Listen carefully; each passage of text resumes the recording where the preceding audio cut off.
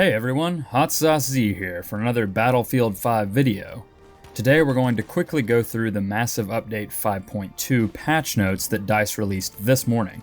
There's a lot here, and I admittedly don't have a whole lot of gameplay for backing, so I want to be as brief as I can.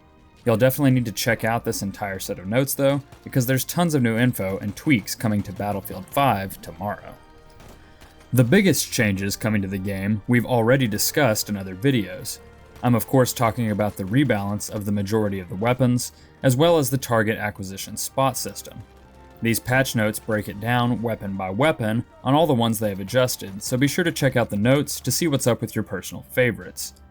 I would have liked to see DICE add the BTK values for before the 5.2 changes, like they normally do for other values across the patch notes, to help give us a better idea on what to expect.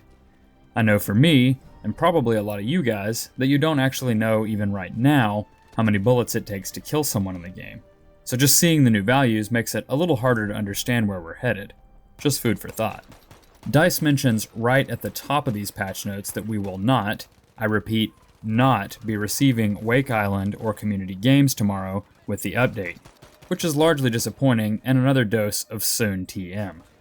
But they do say that they are part of 5.2, so maybe that will just mean we're waiting for next week. Okay, so now I'm just going to go through the notes and pick out a few of the things that stuck out to me as I read them with my coffee this morning. These things that stick out to me may be different than what would stick out to you, as naturally, we are all unique players and see and play the game differently. Okay, so right off the top, we're getting a new hit marker and headshot kill sound. These will be more or less the headshot sounds from BF1, but slightly tweaked for this game. I'm not sure we need this change, but I guess it's a fun callback to what many praised as a superior game. The flamethrower damage is now fixed in caves and deals direct damage. Before it was just dealing splash damage. They have also removed the ability of the flamethrower to toss people around after it kills them. That's a bit sad because it was fun to see, though not at all realistic. The Fledermaus Nerfs are coming out in full force. Looks like instead of shooting 3 salvos of rockets, the Flieger will now shoot only 2, and the detonation proximity has been reduced. To offset that, DICE has doubled the effective range from 300 meters to 600 meters, and the grouping of the rockets will be more consistent. Fledermaus' accuracy and hipfire has also been reduced. These changes seem balanced to me. It's just going to mean that we may need upwards of 3 players who are good at leading to take down a pesky pilot. It looks like DICE has added some more changes to all of the sticky explosives to make them hopefully behave how we expect, and less like magnets trying to seek the closest surface to you as a player. We all know how that has been so far. The S-mines, or AP mines as some call them, have been tweaked for 5.2. They now send out a tripwire perpendicularly to where you place them that attaches to the wall. This makes them more of an area denial tool, but also makes them more visible. DICE also says that they have made them a one-hit kill if you're right on top of it when it goes off. Hopefully the increased visibility with the tripwires balances that out as they intend it to. DICE has added themed end-of-round music based on which faction has won the match, but only for the Pacific maps for some reason. It's almost like even DICE is like, forget the first year of this game. Just focus on the new shiny parts that we're polishing.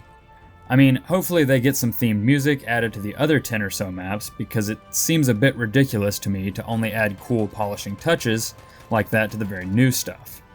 It's just going to make the stuff we had the first year feel even more inferior. This is not a huge deal, but I was feeling nitpicky when I read it. After this, DICE begins breaking down the weapon changes on a per weapon basis. I'm not going to read all of that out to save y'all the boredom, but I do encourage you to give it a read yourselves to see what's changing for your favorites. Every weapon except bolt actions and anti-material rifles has seen a change of some sort to BTK, damage at range, recoil and handling, and ammo count. Continuing on down, there are a lot of minor tweaks and adjustments to vehicles and their weapons, etc. I don't really play in vehicles a whole lot as I'm more of an infantry guy, but there doesn't seem to be any major game-changing stuff here, just polish. Further on down in the map section, DICE speaks about Aerodrome.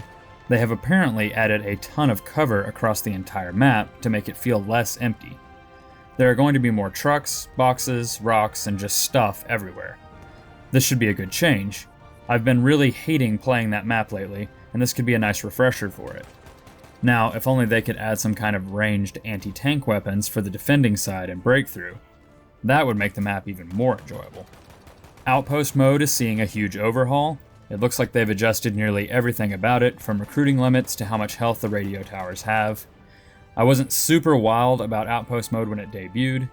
I played long enough to check it out and get that Tides of War week rolling, and then dipped back out for more breakthrough. I'll have to give it another check-in this go around in Chapter 5.